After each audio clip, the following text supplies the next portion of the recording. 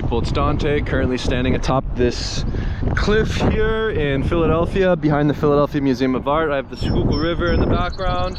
Beautiful sounds of birds, people going for their morning walks, riding bikes. Check it out, the Boathouse Row. Beautiful waterfall there. Amazing architecture. It's a really beautiful view. I can see over towards Fairmount Park, the woodlands. Just beyond this river here, I spent my youth exploring in the forest, building teepees, building bridges with stones. You know, exploring the unknown. Perhaps that is the ultimate goal of an artist. I think of my time as a child in the woods, articulating the world, creating things, making bridges, making teepees, making forts, making things from nothing. You know, maybe that is the ultimate goal of an artist, ultimately, is to sort of articulate the unknown, create something from nothing, right? Treating this world, right, as an adult now, looking out, this world, it's my playground now.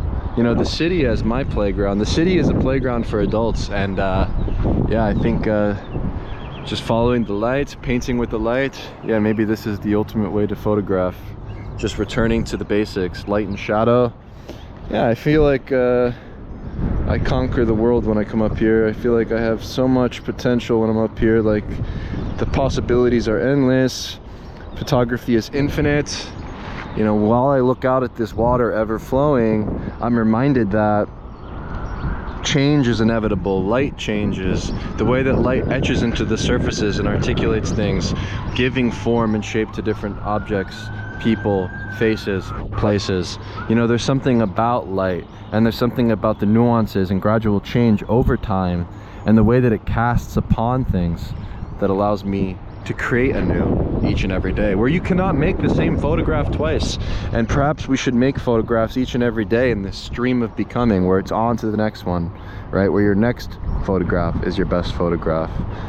You know, maybe that is the ultimate goal, is to remain in a state of production, sort of putting the sword to the grindstone, sort of just working like it's a 9-to-5 job to make photographs, not to make these pictures that you spend all this time on and trying to make things so perfect, and you know, trying to make like the next, you know, Mona Lisa or something. But to embrace the modern technology that we currently have, such as small digital compact cameras. You know, I like using the iPad. It's pretty much the fastest and simplest workflow possible in terms of producing art, I believe. I think that photography as a medium perhaps is the supreme way to make art. And what amazes me about photography is the novelty that it can provide in your everyday life. Because we see the world anew each day as artists, it just allows you to really hone in on the now, the moment, and embrace the small details, where God is in the details.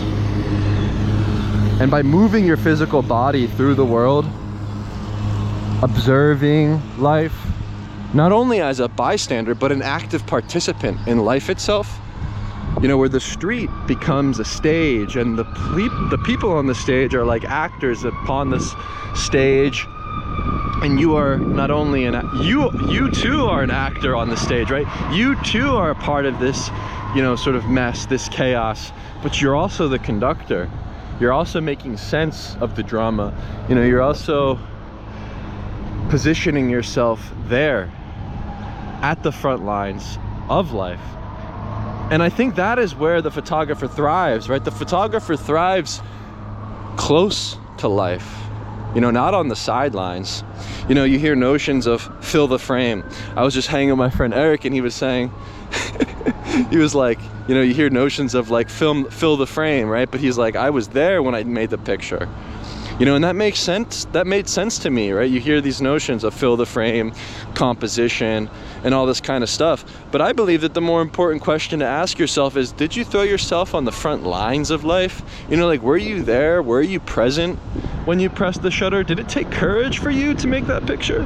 You know, like, this is maybe the more interesting question to ask yourself going forward, you know? I think that we can make technically beautiful pictures. We can make things that look great, perfect, good, whatever you want to call it.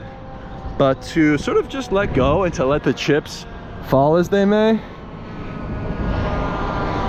Embracing spontaneity, embracing the chaos of the urban cities such as Philadelphia or wherever you may be, right? Where street photography, it's an ethos. It's just a way of seeing, it's just a way of doing things. It's a way of playing this visual game, right? Like, as much as photography is this physical pleasure of moving your body through the world, you're also recognizing the patterns of both nature and human behavior, putting order to the chaos. And so when you see the world, you know, you're looking at life, right? You're not looking at a photograph, you're not looking at a composition, but actually composition, it's merely intuition. It's just you responding, listening to your gut and following that. And I think that is where strong work is made. That is where you should be. And yeah, I think walking non-stop on the street, you know, on repeat, you know, photographing with repetition, right? I think simple solutions include, yeah, just carrying the camera with you at all times. I like keeping the Ricoh in the pocket. I like using a wrist strap. I find that when I use a wrist strap, what this allows me to do is articulate the camera and move it around, and I can sort of throw the camera around in unique ways and angles. I can put it up high, I can put it down low, I can go from vertical to horizontal quickly. You know, I can click this pill-shaped shutter button with different fingers. I can use my thumb, my index finger, my middle finger. You know, I can play more and tinker more, and I think that the compact digital camera, it just offers the most flexibility, creativity, and ways for you to see and perceive the world in front of you. You know, where I'm not simply making a composition, I'm following my intuition, positioning myself in my camera and pressing the shutter with that gut, that godlike intuition that I believe we all possess and should hone in on. And so when you're walking on the street, I highly suggest walking at a slow pace, maybe 75% slower than everybody else that is walking. This way you're allowing life to flow towards you, right? You hear notions such as hunting and fishing, and while these are valid ways of working and, you know, techniques, if you will, I actually believe that just going slow and letting life flow towards you provides you more things to do, right? There's more to see, right? The slower you walk, the more you will see. And the more you will see, the more you will photograph. So when you actually slow down and appreciate the details, yeah, you'll be surprised at what you will find. For I'm no longer on the hunt for the next best picture. I know that my next picture is my best picture, because photography is endless and infinite, and we should embrace this mindset with abundance going forward. You know, I like coming up to this rocky steps, you know, outside the Philadelphia Museum of Art. I like going to the back and looking out towards the horizon. You know, I like starting my day off looking at the city, right? Maybe we should embrace this sort of conqueror, sort of warrior mindset when you hit the streets, right? There's no more for us to conquer as men, right? The streets are paved, there's traffic signals, there's highways, we have malls, Amazon delivery, cars, TV, technology, and all this kind of modern stuff. And so for where can man conquer? You know, maybe the realm of art. You know, they're setting up this antique art and design show, it seems, at the Philadelphia Museum of Art here. You know, look at these beautiful sculptures that stand the test of time. You know, these amazing sculptures that are sort of just seated out front of the museum here. I think they're just so impactful and powerful, and maybe we should strive to, you know, sort of be like these warriors on the horseback, or strive to dominate within a new realm, maybe the realm of art, maybe the realm of photography. You know, maybe this is a place where we can dominate, maybe this is a place where we can conquer. And so I think that everybody has the capability to go out there and to make and to create, and it's really simple. Just go out with a camera and photograph what you see, right? It's like it's really simple, right? There's no ABC 1 2 3 on how to see. You know, everybody will see differently regardless. You know, you can't make the same picture twice. You cannot photograph the same thing 2 separate times the same way. It will always be a different photograph, no matter if it's you or 2 other photographers, right? There's always room for more photographs to be made, you know, where we can all thrive and we can all conquer together as photographers, and perhaps to create our own domain you know, to host your own domain using bluehost.com, first name, last name, wordpress.org, create your own blog. You know, I'm just getting started with hosting my work on my own platform. You know, I've been using the Instagrams and stuff for a long time, and now I've disconnected from it, and I'm trying to do new things. I'm trying to start writing. I'm trying to think more and make, you know, essays and write about my philosophy in regards to photography. I'm enjoying, you know, the multimedia approach of using this GoPro Mini and sort of just filming my POV. You know, like perhaps the ultimate goal of the artist is to actually just share your perspective or to share your POV.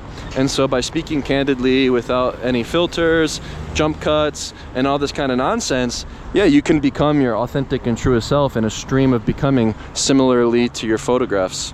And what I've been doing as a workflow is going for these walks, speaking to the camera, and then later I'll use the voice dictation on my iPad, speak to this application called IA Writer, and I will just basically transcribe my thoughts directly. You know, I think a lot of the ways that we create in this modern world, whether you're hunched over at the computer, inside, lack of sunlight, you know, it's unhealthy and it's not good for our physiology. So maybe putting that first and foremost sets everything into place. And so when I'm writing, when I'm thinking, when I'm making things, I'm doing it outside. You know, I'm doing it under the sun. I'm not sitting inside ever in the day.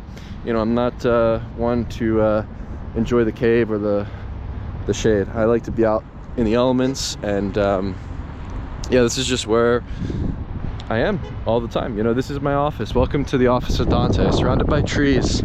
You know, thank God William Penn decided to keep some of them. Could you imagine that there were so many trees in this area, right? So many trees at one point.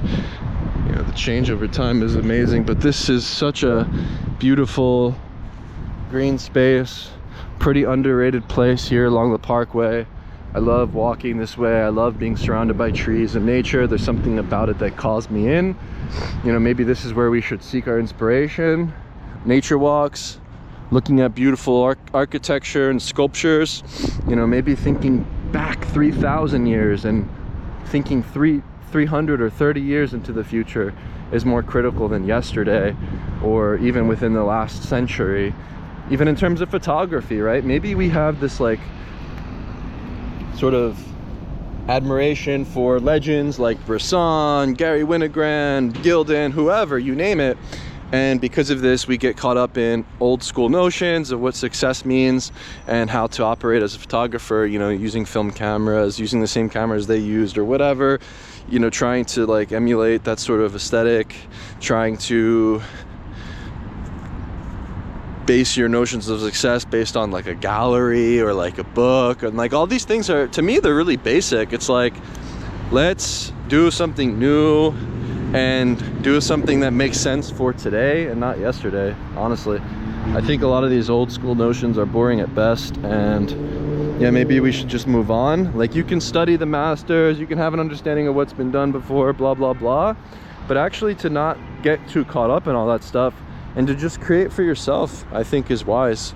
You know, one simple mindset that I've been adopting is to detach myself from the outcome. So each and every day I'm photographing and I'm just moving on. You know, I'm photographing, I'm moving on. I'm just continuously throwing myself out there each day. You know, for a year and a half now, I haven't really made any serious selections from my new body of work, and that's because I recognize that it requires time to make something. You know, a lot of these photographers that people admire have spent 30, 40, 50 years working on their photography, and I think that we should recognize that it does take a lot of time to make your strong work. It does take a lot of time to, you know, go out there and to practice in order to make something. And so yeah, I'm pretty much culling through my photos every day quickly and backing them up to Google Photos as a way for me to reduce my headache that I'll have in the future when I want to make selections. However, remaining detached from the results, remaining detached from the photographs themselves, and not getting caught up in what you deem to be good or bad, and to just create is so liberating. I mean, when I think of the infinite potential of photography, it's so inspiring and just keeps me going. And I'm always reminded that ultimately the motivation, it's within your legs, it's within my legs, right? I'm walking, I'm out here. You know, I like walking places where there's not many people sometimes. You know, I like walking the way that is, you know, not as traveled, you know, often. You know, like where I spent time in Jericho, I spent time on the outskirts of Mexico City, you know, in the villages of Zambia. You know, I've always enjoyed photographing in places that are along the outskirts, along the borders. And so what I like to do on my walks a lot of the time is walk along the outskirts of Philadelphia. You know, I'm walking along the river, and then I'll walk towards the Delaware and Penn's Landing and be on the other side. And yeah, there's not many people, however, embracing that sort of mundane walk and that same sort of path each day. I'm able to find something each day because of the sort of curiosity that I possess, right? I think maybe going forward we should make photographs in a way where it doesn't really matter where you are, what you're doing, what's in front of you. You know, can you make a photograph? You know, you should be able to articulate what's in front of you and make sense of it, no matter how boring or seemingly banal it may be. You know, that's my thought. You know, maybe going forward, you know, abstracting the world, creating your own world through the medium is wise. And so for me, returning to black and white, returning to light and shadow, you know, it's allowing me hopefully to return to the roots of the medium. And yeah, maybe street photography being the most accessible approach and the most liberating and open to all, and photography being supreme. And maybe this is a really really just life-affirming practice. It's like, it feels so meaningful to me to go out and to make pictures, and it really does fuel my lust for life. You know, where you become this tourist in your hometown each and every day, waking up with these eyes wide open. You know, I wake up before the sunrise. I want to get out there. I want to go explore like a kid again. And I think that is where we should be. And,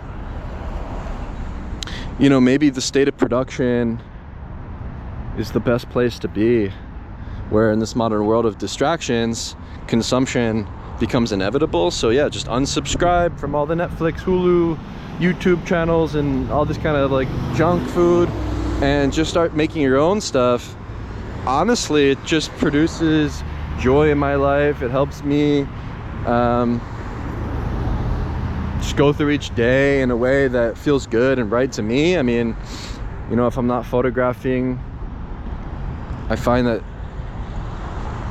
yeah, maybe life can become that bland and boring place. But when you have a camera, you know, it becomes this superpower where you really do appreciate life and become closer to life on a deeper level.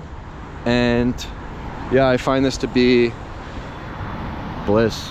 Like maybe photography is just bliss. And maybe the blissful feeling is in the unknown, in the chaos, right? That is where I thrive.